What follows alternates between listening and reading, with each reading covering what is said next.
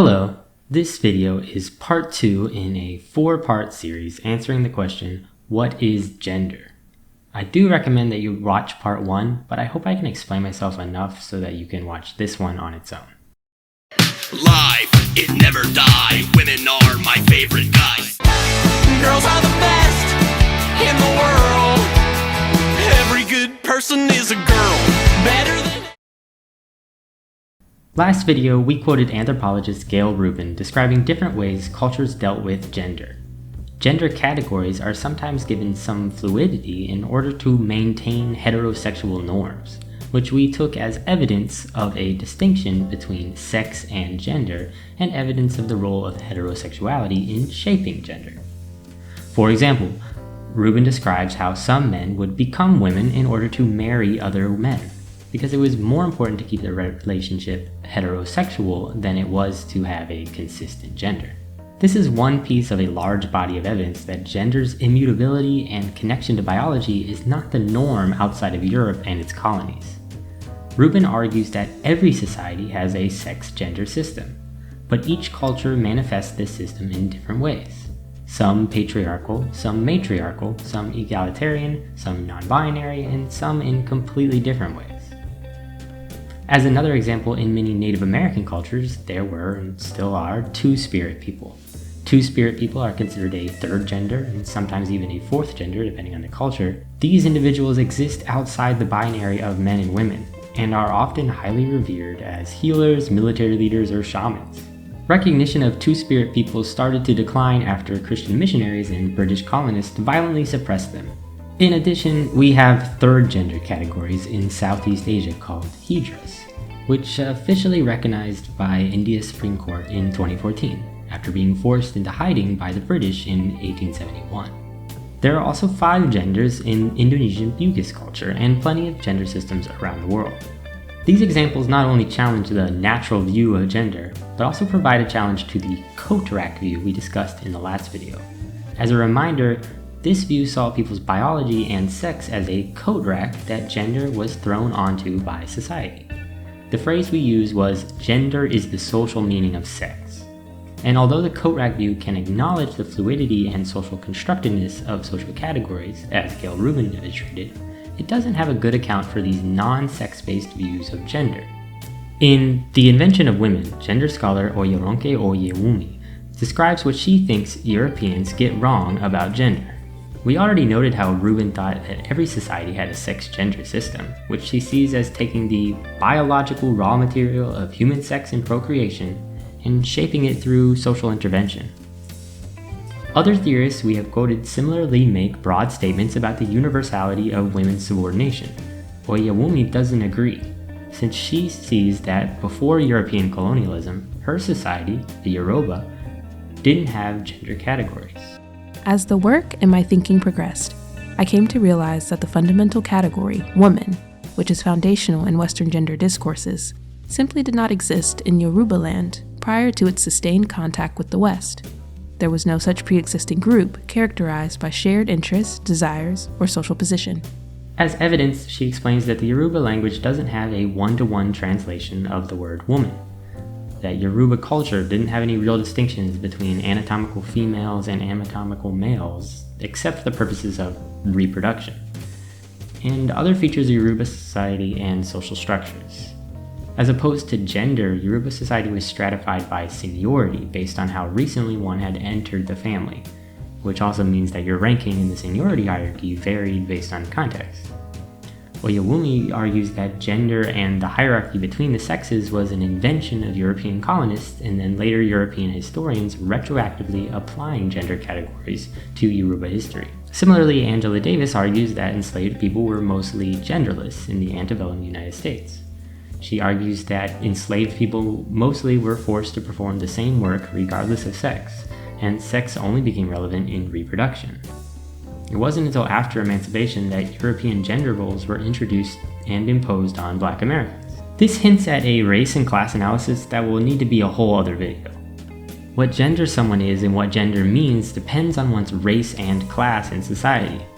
As we discussed in Davis's Women, Race, and Class, Middle-class women were oppressed by being denied jobs, but working-class women had the opposite problem of working too much.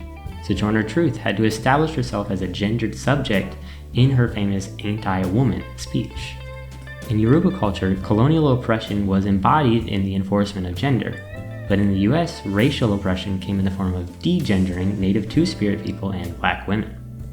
This provides us with a feature of gender that we should keep in our toolbox, that gender hierarchies, and patriarchy are neither universal nor eternal. Instead, gender is culturally specific and mutable through social action or colonial imposition.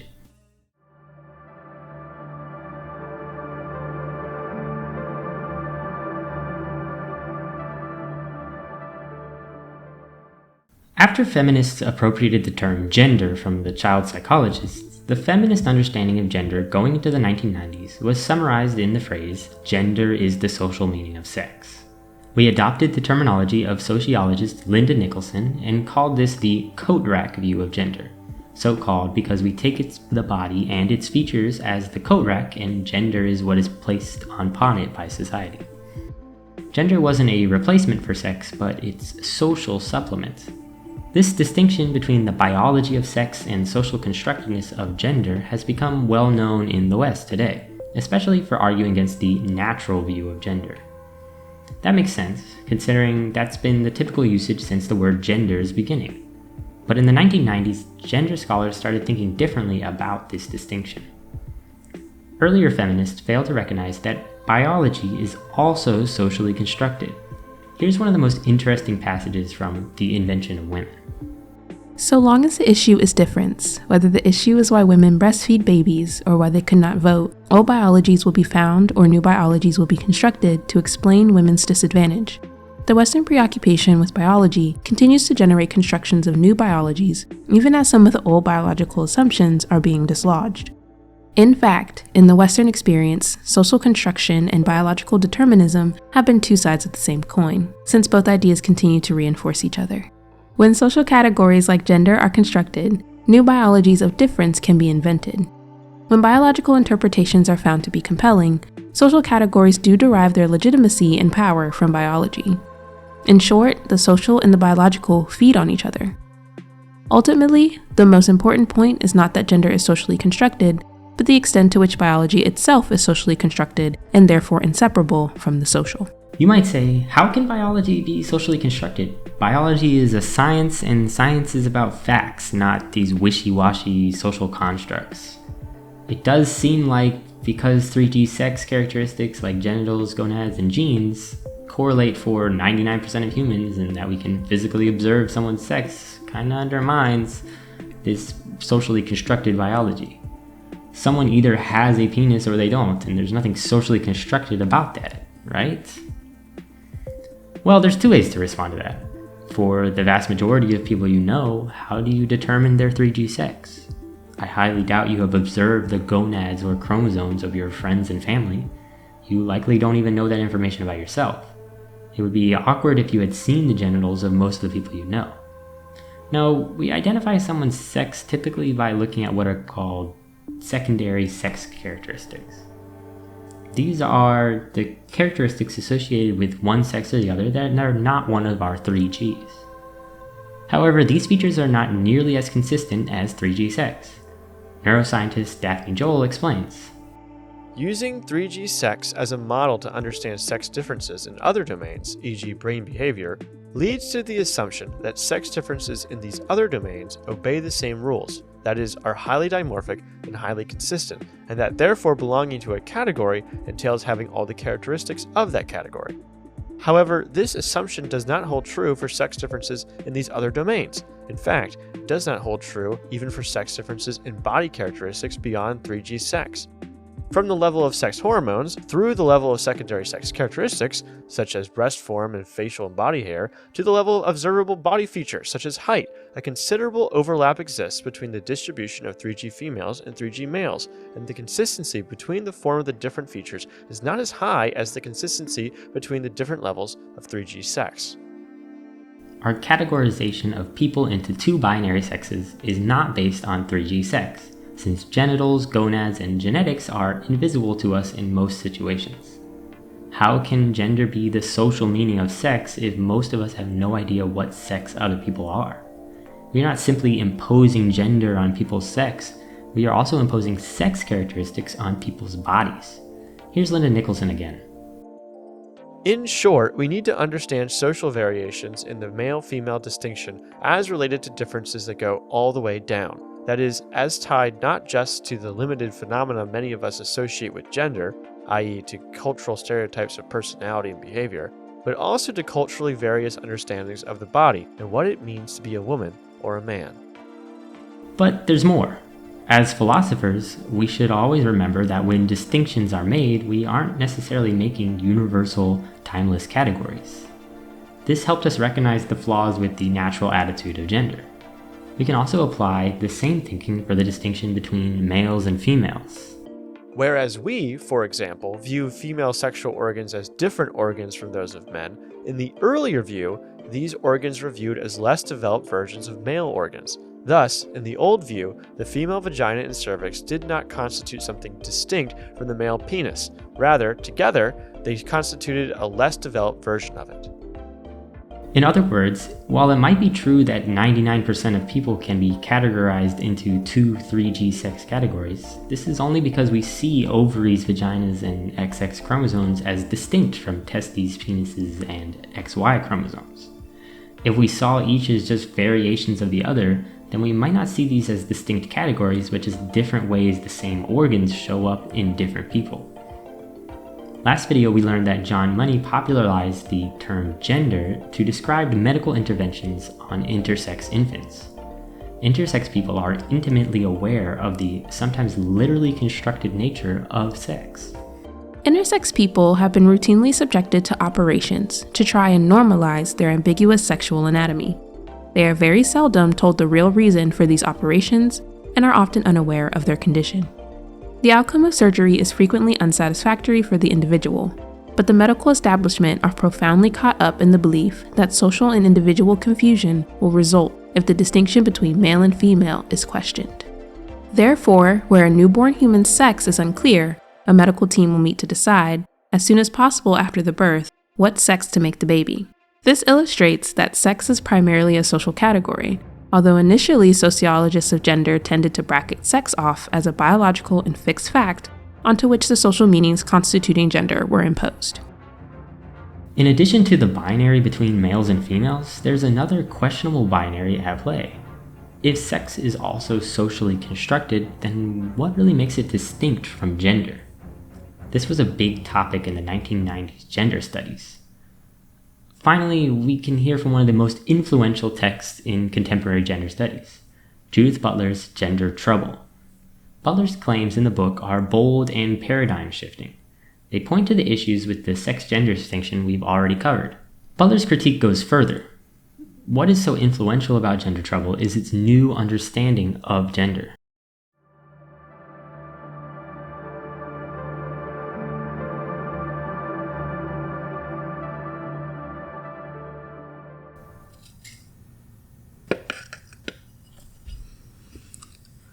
Before we get into Butler's view of gender, let's discuss biology.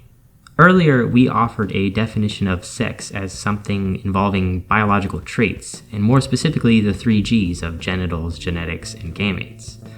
From a biologist's perspective, this definition of sex is problematic. Biologists are concerned with all life, not just humans. And so when they talk about biological sex, they can't rely on genetics to place plants, animals, bacteria, and fungi into sex categories. When biologists talk about sex, they're looking to explain how sexual reproduction works. From an evolutionary biology perspective, sex is simple. There are 2 biological sexes, large and small gametes. There are very rarely species who produce medium gametes, and even in those species, it might be a stretch to say that it is a biological sex. Biologists describe the large gametes as female and small gametes as male. A single sex cannot describe an individual organism. In some animals, their sex changes throughout their life, starting out sexless, developing into a female, and then developing into a male. It doesn't make sense to describe a reproductively undeveloped child of these species as a male or female. Thus, sex can really only describe certain life stages of individuals. It's possible that an organism can be sexless or both male and female at certain stages of life. A species may have binary sexes, but individuals within the species aren't necessarily one of two sexes. Binary sex just means that the species produces or reproduces using different sized gametes. Even in humans, this understanding of sex cannot be applied to individuals throughout their entire life. Infants are unable to produce any gametes, and although we can predict what gametes they will produce, that is problematic. Why should we assign their future sex to their current body? By that logic, some people who produce large gametes, eggs, should be considered sexless, since we will predict that they will go through menopause and stop producing gametes. Many individuals will never produce gametes, despite having certain bodily characteristics that we typically associate with males or females.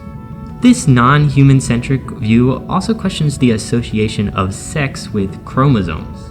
Sex is determined in certain species by various factors. An alligator's future sex is determined by the ambient temperature around an egg as it develops.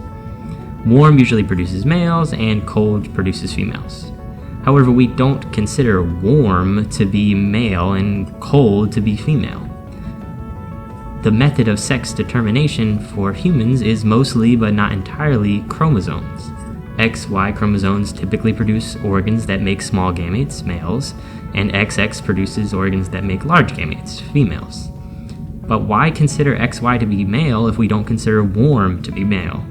Similarly, we don't consider old and blue to be male and young and brown to be female, even though those are used to identify the sexes of blue gropers.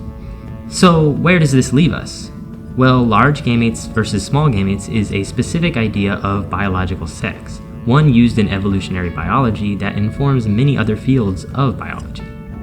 However, this doesn't drastically change what we have already discussed. Just like the concept of race in biology is totally different than race as most people use it, sex within biology doesn't say much about our typical usage of sex. We can't use gamete size to make social, legal, or even medical assessments of what someone's sex should or might be, especially since this concept of sex doesn't really apply consistently to individuals. We might use other characteristics because they correlate with the gametes people produce, but why do we care about the gametes in the legal and social worlds? If anything, this vindicates the idea that sex is in fact a social construct. Sex as a consistent collection of biological features does not match that evolutionary biology definition of sex we've just discussed.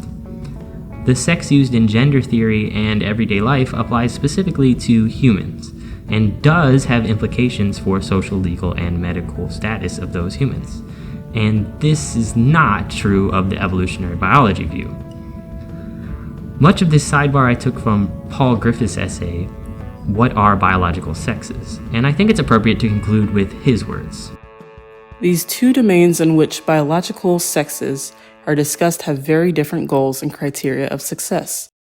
One domain is evolutionary biology, where biologists seek to understand the diversity of reproductive systems and their evolution. The other domain is in philosophy, gender studies, and related fields, which seek to both understand and challenge the assignment of people to categories like man and woman. The demands of these two domains are so different that it seems unlikely a common understanding of the sexes could serve both purposes. The biological understanding of sex, as I have described it in this essay, seems intrinsically unsuited to the role of determining the social and legal status of individual human beings. In some cases, there is no biologically meaningful way to assign a sex. In other cases, there are sound biological reasons for assigning a biological sex, but they are not compelling reasons for assigning any particular social or legal status to a human being.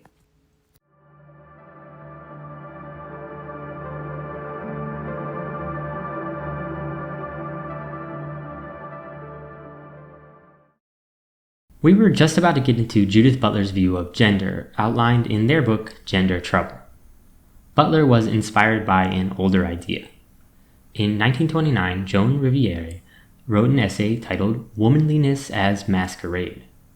Riviere was a psychoanalyst and wanted to understand why some women behave in masculine ways privately and put on a mask of femininity in public. She describes, for example, a woman who was intelligent, but when interacting with men, she would defer to them and pretend like her suggestions were just lucky guesses rather than informed by experience. Riviere hypothesized that women put on a mask of femininity to hide their masculinity, similar to the trope of some people masking their homosexuality with extreme homophobia. But Riviere doesn't stop there. Womanliness, therefore, could be assumed and worn as a mask, both to hide the possession of masculinity and to avert the reprisals expected if she was found to possess it. Much as a thief will turn out his pockets and ask to be searched to prove that he has not the stolen goods. The reader may now ask how I define womanliness, or where I draw the line between genuine womanliness and the masquerade. My suggestion is not, however, that there is any such difference. Whether radical or superficial, they are the same thing. This is the performativity theory of gender. According to this theory, gender is an act, an action, something that one does or performs. Essentializing gender as biological is certainly problematic, but so is essentializing gender as the social meaning of sex, because it ignores the social constructedness of sex itself. Performativity theory says that gender is something that a person does, something that they construct and are constructed by. Performativity theory rejects the Coatrack of sex or the body. We are not passive racks that have gender placed upon us based on our sex, but agents that do gender as part of a social practice or script. Candace West and Don Zimmerman summarize it this way. Doing gender involves a complex of socially guided perceptual, interactional, and micro-political activities that cast particular pursuits as expressions of masculine and feminine natures.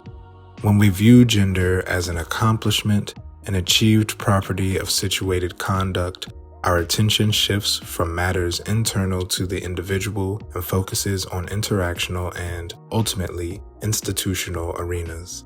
In one sense, of course, it is individuals who do gender, but it is a situated doing, carried out in the virtual or real presence of others who are presumed to be oriented to its production. Rather than as a property of individuals, we conceive of gender as an emergent feature of social situations, both as an outcome of and a rationale for various social arrangements and as means of legitimating one of the most fundamental divisions of society. Like in Riviere's Masquerade, our doing gender projects a certain version of ourselves within our social context. Sometimes we overemphasize our masculine or feminine traits, so our manhood or womanhood isn't brought into question. Sometimes we do the opposite to distance ourselves from certain stereotypes about our gender. Either way, we act and react to the gender norms around us and perform accordingly. This is a very radical view. The common understanding of gender today, even in progressive circles, is that one's gendered actions are expressions of their gender. But according to performativity theory, these gendered acts simply are gender. Here's Butler. If gender attributes, however, are not expressive but performative, then these attributes effectively constitute the identity they are said to express or reveal. The distinction between expression and performativeness is crucial. If gender attributes and acts, the various ways in which a body shows or produces its cultural signification, are performative, then there is no pre-existing identity by which an act or attribute might be measured. There would be no true or false, real or distorted acts of gender, and the postulation of a true gender identity would be revealed as a regulatory fiction. In other words, gender identity is a fiction to help us understand patterns of behavior. There's no internal gender identity to be expressed. The performance is the gender. Let me try an analogy. What does it mean when we say someone is a conservative? The way I understand it, being conservative is about how you act, what you say, and what you do. Being a conservative requires that you espouse certain beliefs and act in certain ways. And we know that conservative means different things in different contexts. Conservatives in the UK might support universal public health care, conservatives in Saudi Arabia might support the monarchy, and conservatives in the US are fascists. In my opinion, there's nothing intrinsic about someone that makes them a conservative. Instead, it's an interaction between their actions and their social context. And this also means that one has to continue to follow the trends and scripts of what is conservative if they wish to remain conservative across space and time. Conservative isn't an internal identity, but a series of actions and espousals that interact with society. There are some key differences, however. One's political views don't come up in every interaction. You aren't required to perform conservative all the time. But we are almost always required to perform our gender. Additionally, the social costs of not performing pure conservatism are much lower than the social costs of not performing pure man or woman. There are other differences, but I hope this analogy is helpful to get a grasp. Performativity theory is appealing because it succeeds where other theories fail. Take Oyewumi's criticism of Western views of the universality of gender-sex categories, and the universality of patriarchy, or at least universal women's oppression. Examples from the Yoruba and other African cultures, Native American and Southeast Asian cultures, undermine universality. This is not only a criticism of the natural view of gender, but of any views that posits essential qualities to men or women. A problem running through the above theories, a problem that many commentators have pointed out, is that a feminism of difference tends to be a feminism of uniformity. To say that women are different from men in such and such ways is to say that women are such and such, but inevitably, characterizations of women's nature or essence, even if this is described as a socially constructed nature or essence, tend to reflect the perspective of those making the characterizations. In other words, even if we accept gender as socially constructed, we can still fall for the trap of essentializing and universalizing gender categories.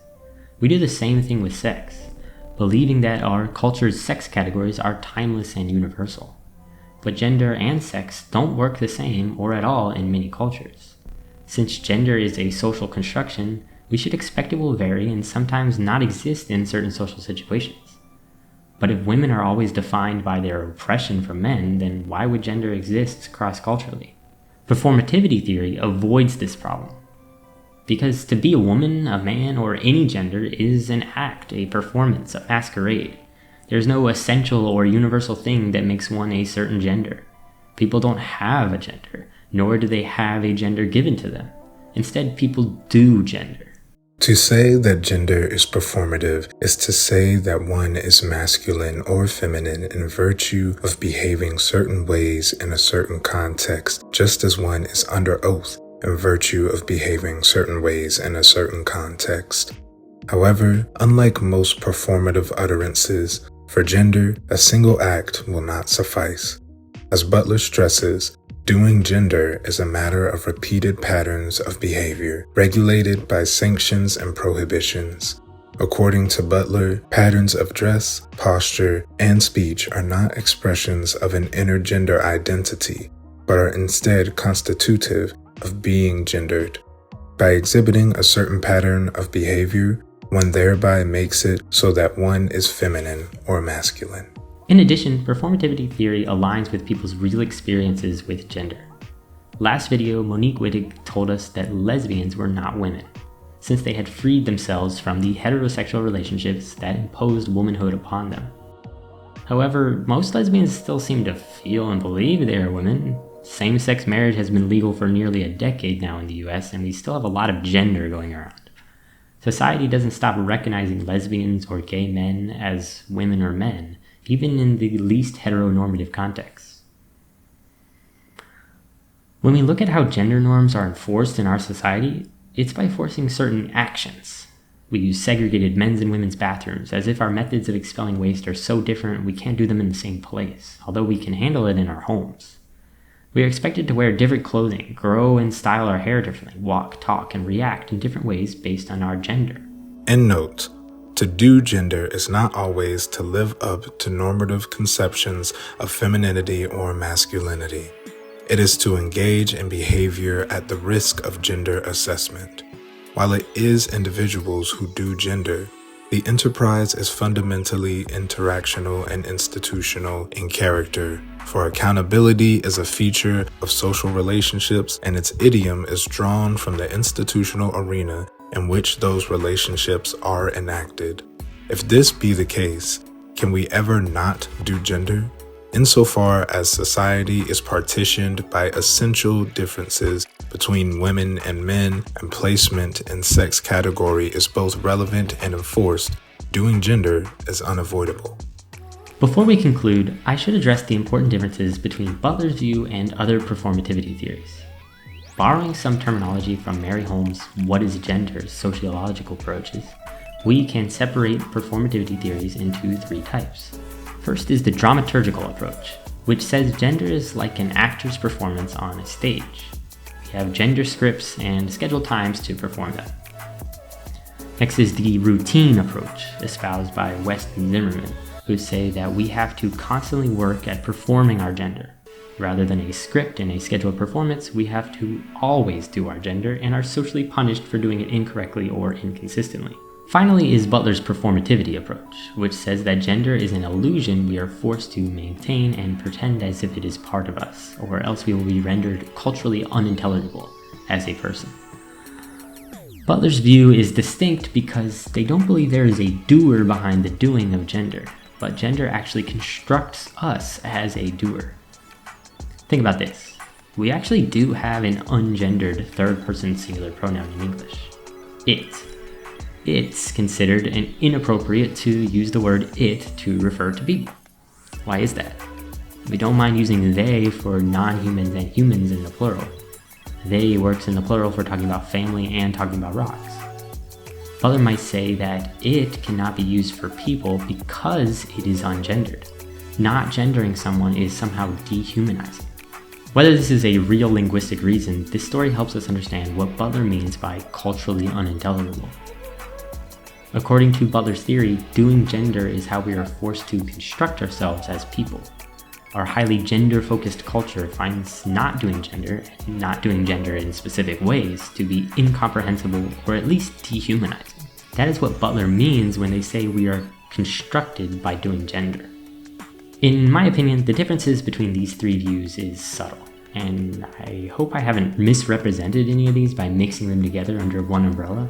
I encourage you to read Holmes' book if you are curious about learning more. Performativity theory remains as difficult and controversial today as it was in the 1990s.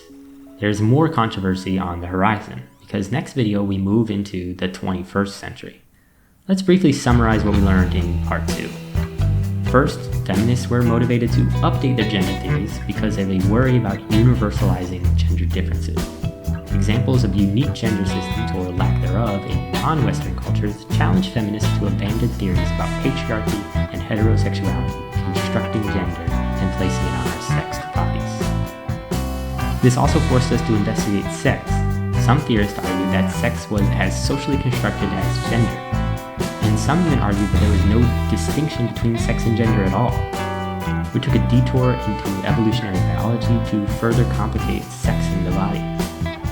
All this led to rejecting the Coatrack theory and adopting a performativity account of gender. Performativity theory argues that gender is not the social meaning of sex, but a process or doing that creates the illusion of gender identity.